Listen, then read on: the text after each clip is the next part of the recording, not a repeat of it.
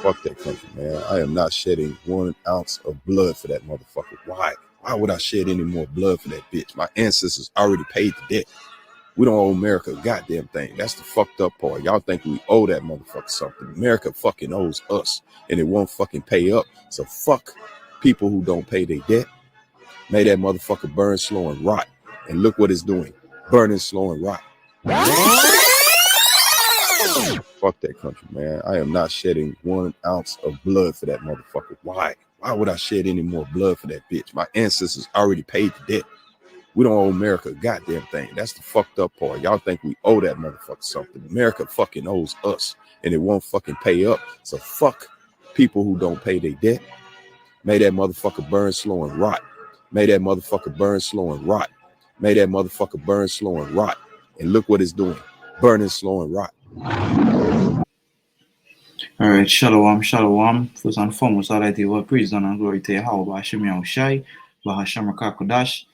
You know, double honors to the elders and apostles of great milestone and rule well. Salutation to the accurate and preaching and truth, to the four corners of the earth in sincerity, to the brother Yakal, coming to you to another lesson, Lord, will be edifying through the Spirit. You know, as the title read, let that bitch burn. Another video, you know, on Esau. You know, as I saw that video, you know, I saw it a couple of days ago, and the Spirit was on me to do a video on it. So, you know, back on Esau again, let that bitch burn. So, pursuant to a lot of things that the guy was saying, you know, they owing us, they had the debt. But the Lord said, double unto them, double in that time. You know, when we in the kingdom. Right? So I want to start off with a precept here in the book of Isaiah 13 and verse 9, 3 point. It says, behold, the day of the Lord cometh cruel, both with wrath and fierce anger, to lay the land desolate. Now, what land is that talking about? It's talking about America, you know, Babylon. So this, when you read this, or you go higher up, it actually says the burden of Babylon, and I did a video on it, right? So, going back to verse 9, it says, Lord coming with fierce anger to lead the land desolate, and he shall destroy the sinners thereof out of it.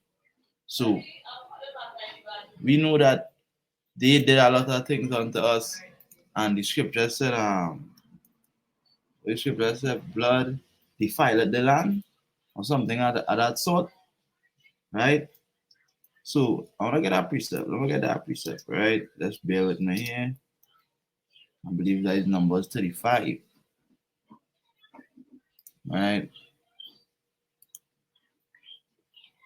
Numbers 35 and verse 33. Right? So, yes, they must pay, but the Lord requires their blood. You understand? So look at the things what they did unto us. You know, as the guy was going into, he said that, you know, our ancestors pay for this, and we are our ancestors, and we still going through, we still in slavery, we still going through all the heat and oppression. But look at what Bricks recently was talking about. You know, they recently came out with an article saying that they want to put sanctions on America. And I'll see if I get the article. Right, but let me read this first. This is Numbers 35 and 33. It says, so ye shall not pollute the land wherein ye are, for blood it defileth at the land, and the land cannot be cleansed of the blood that is shed, all the innocent blood that they shed of the children of Israel, right? Therein, but by the blood of him that shed it. So that means the Lord is going to flip the script on you heathens.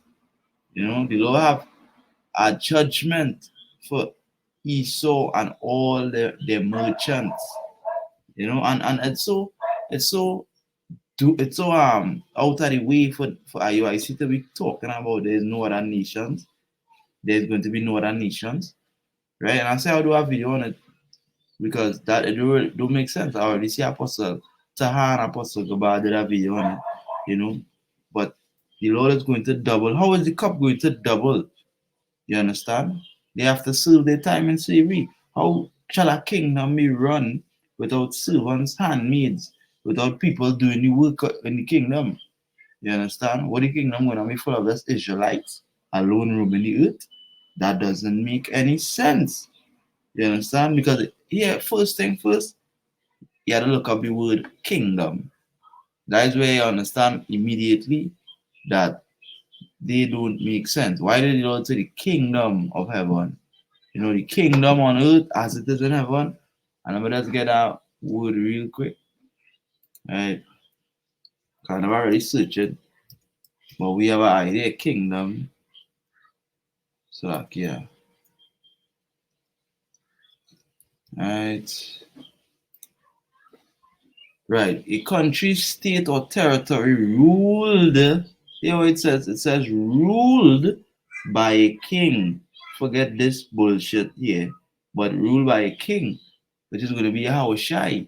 It says realm, domain, dominion, which is somebody has to be ruling. So if there's people ruling, which is going to be and then the scripture spoke about the men of the Lord being joint heirs unto them, which is what?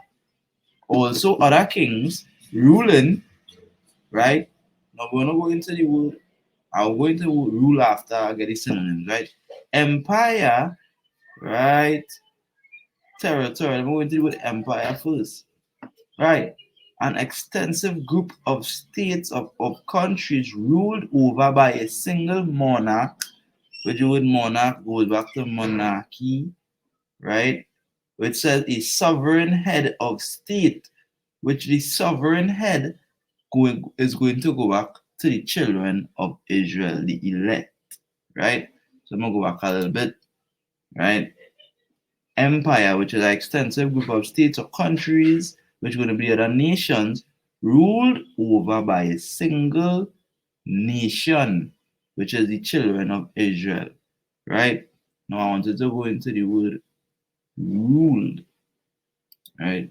Well, I don't want to really go into it, but for edification's sake, right? Ruled, just bear with me here.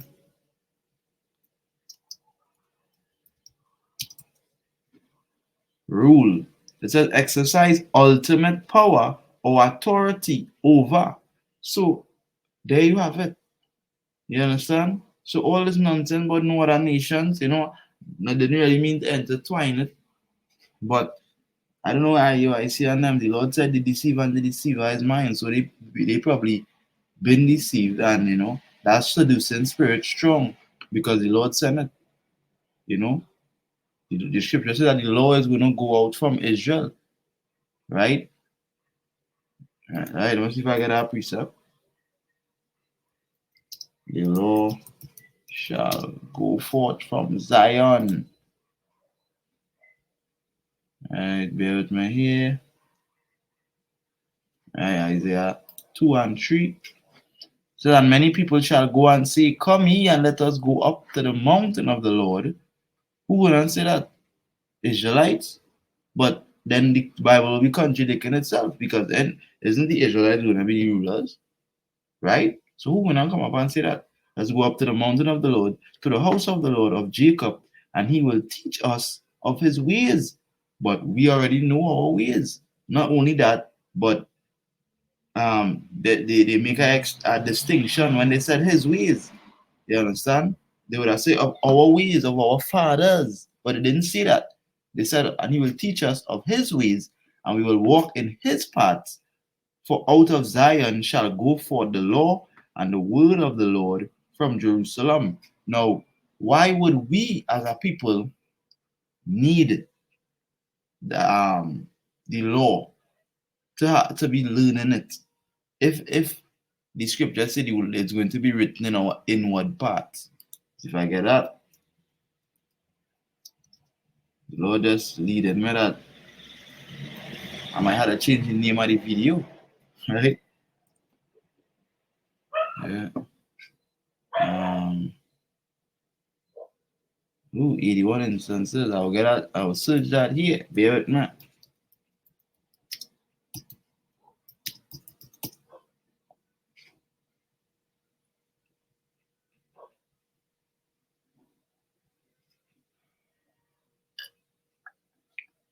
Just bear with me here. I believe that I have to search a little more in depth. Um,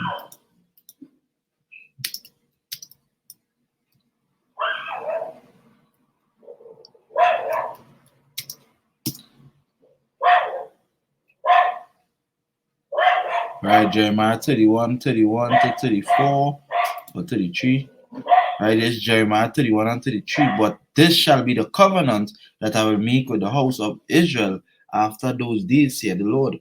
I will put my law in the inward parts, right? So out of Zion shall the law go out to the other nations for them to come and learn, for them to be righteous, because the scriptures talk about in the kingdom of everything being righteous. You understand? So everybody would have to be under the law. And in this place, the Bible teaches us that the law is slack. So the law what they're talking about is our law, the Lord's law is slack in this place. So it says, I will put my law in the inward parts and write in their hearts and will be their power, and they shall be my people. So we're gonna have it in our inward parts. We're not gonna have to be reading and because let me read this whole thing because to get a little more in depth because it describes that we wouldn't be teaching anymore. I read from I read from 31. Behold, the days come, saith the Lord, that I will make a new covenant with the house of Israel and with the house of Judah, not according to the covenant that I made with their fathers, so not according to the old covenant that we are under right now. We're teaching everyone, in the day that I took them by the hand to bring them out of the land of Egypt, which my covenant they break, right? Although I was an husband unto them, said the Lord. But this shall be the covenant that I will make with the house of Israel in those days, said the Lord. I will put my law in the inward part and write it in their hearts, and will be their power, and they shall be my people, and they shall teach no more every man his neighbor. And that's why it's important to study, because the word neighbor going into your brethren, your kinsman, right? We know we don't teach no more Israelite, because 2/3 of Israel is going to get put to death. So that means that they are only going to remain the 1/3, the elect, and then other nations. So if 2/3 going to get put to death, who are we going to teach the law? Who are going to be the cleaners? Who are going to be the servants, I should say? Who is the kingdom who's going to be ruled over? Right? And every man is brother, saying, Know the Lord, for they shall all know me, from the least of them to the greatest of them, saith the Lord, right? For I will forgive their iniquity, and I will remember their sin no more. What is the iniquity? The iniquity is dealing with the children of Israel, putting them into slavery. You understand? I'm gonna get a precept here. I believe in the Apocrypha, right? Let's bear with me here. That's Ecclesiasticus. I believe it's chapter 36. Right. And verse 1. Right. Oh, let me see. Right. This is, I believe, Wisdom of Solomon 12 as well, too. But let me read. It says, Have mercy upon us, O Lord, power of all, and behold us. Right. This is Israel. And send thy fear upon all the nations that seek not after thee. So this is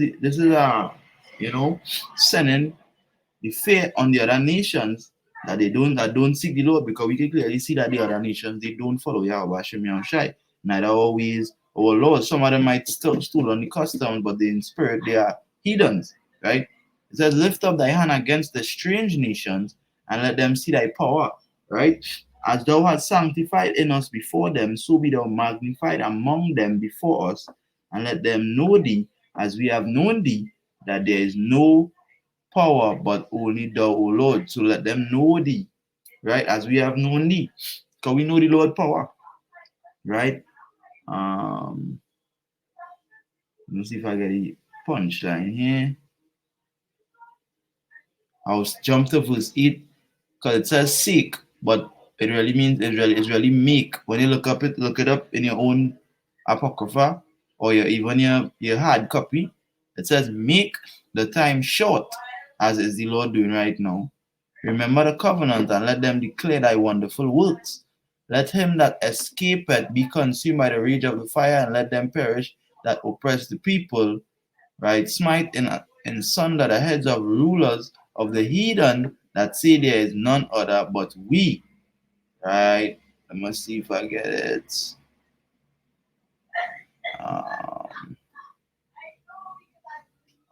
Bear with me here.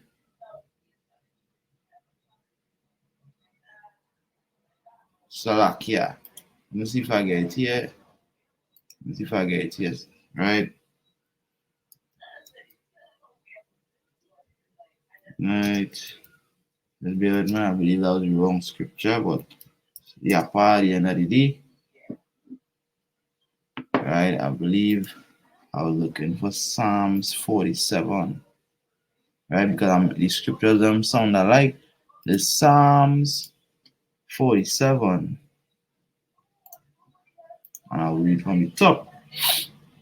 And from verse 2. It says, for the Lord Most High is terrible. He is a king over all the earth. So, right, going back to everyone, right? Let them know thee as we have known thee, you know. For let us go up to Zion that they may teach us of their ways, right? Keep in mind, he shall subdue the people under us and the nations under our feet. Now, what does that mean? To kill them all and done? No. You would subdue. Now we're looking it up, right?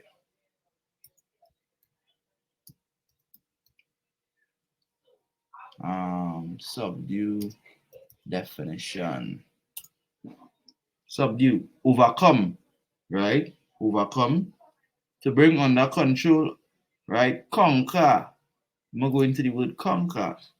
To conquer, overcome, and take control of a place or people by military force. Yahweh and the angels, the elect, and the spiritual powers. It says defeat, beat, triumph over, right? And Job says, what? The triumph of the wicked is short. So what's going on? Their time is coming to end, right? That's why it reads in Revelation that the merchants, when they saw Babylon, they wept. And I'll get that precept soon. Just bear with me, right? Because I believe that is in Revelation 18, right? But coming back out of conquer, go back into subdue. It says defeat, overcome, restrain, wipe the floor with. I like this one. Wipe the floor with. Right, bring someone to their knees. Yes, and the scripture really tells us that, you know. So I want to go back to well, let me just get the precept I was talking about in Revelation 18, right? And then I'll jump to that precept. Wisdom of Solomon 12, and Revelation 18. Right, this is Revelation 18. Right, it says, for the nations have drunk of the wine of the wrath of her fornication, right? And the kings of the earth have committed fornication with her, which is who? Babylon, right? And the merchants of the earth are waxed rich through the abundance of her delicacies. Who? America. Through they doing the trades, you know, the trades and trafficking throughout the earth and all this stuff, right? So going back into the precept, I'm gonna jump straight to the point because all this leading straight to the point. I read from verse 9. And the kings of the earth, which is the other nations, who have committed fornication and lived deliciously with her, shall bewail her and lament for her when they shall see the smoke of her burning. So Babylon is destroyed, right? But what is next, right? Standing afar off, for the fear of her torment, saying, alas, alas, that great city Babylon, that mighty city, for in 1 hour is thy judgment come. And the merchants of the earth shall weep and mourn over her, for no man had buyed their merchandise anymore. So this is they know all the buildings that they set up, all the embassies, all the money that they didn't get back in debt, all the things that they was venturing off of Babylon, they no man buy their merchandise anymore. Babylon was like as the scripture say, like a golden cup. Right? Look at that.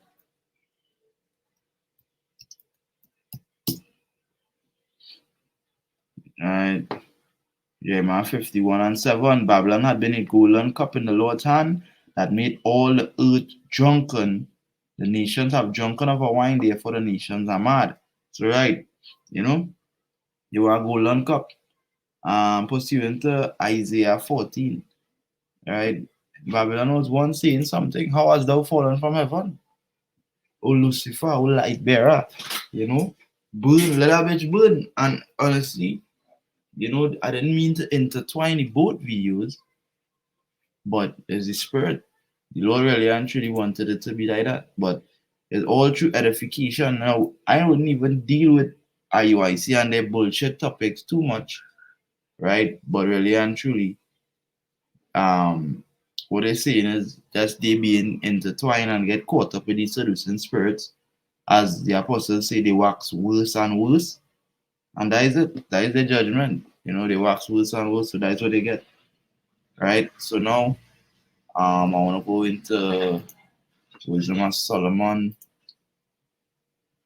Oh, I'll go back into the Apocrypha. So King James Version of the Apocrypha. This thing glitching. Let's bear with me here.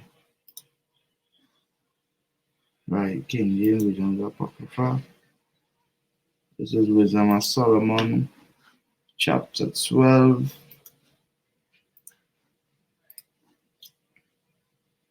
Right, Wisdom of Solomon 12. I could start from 12.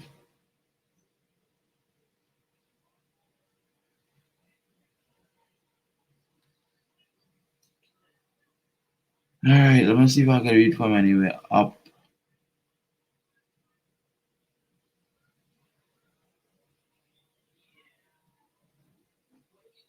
Very straight to the point, verse 12, Wisdom of Solomon 12:12. It says, for who shall say, what hast thou done? Talking about the Lord. Who could talk to the Lord, right? When he come, right? Or who shall withstand thy judgment? Question mark again. Who's going to run up? Who's going to ask a question? Who's going to come up against the Lord? Or who shall accuse thee for the nations that perish, whom thou made? Or who shall come to stand against thee to be revenged for the unrighteous men? Because what the Lord coming back to do is to pour out vengeance, right? Righteous vengeance, right?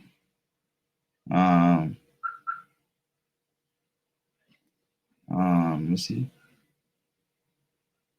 Verse 17. Right. For when men will not believe that thou art of full power, Yahweh Hashem Yahushai, thou showest thy strength. And among them that know it, which is us, thou makest their boldness manifest. So we don't have no doubt in the Lord and no doubt in the prophecies and all these things, because when we see these things, it manifests our boldness, it builds our faith, it increases our faith that it can happen to any one of us, but it's not. It's happening to them. All praises. You understand? And we continue and we push on. Right? So, Lord's will in this video that I find through the spirit and power. Yahweh Hashem Yahushai. I want to say Kalala Yamla. Yahweh Hashem Yahushai. Ba Hashem Akakodash. Double honor to the elders, the apostles of great medicine and rule well. Salutation to the Aki and preaching his truth in all sincerity and truth. Shalom to the Akwatiam, which is the sisters listening, learning, and respecting their husband. And we say Shalom, Shalom, Shalom.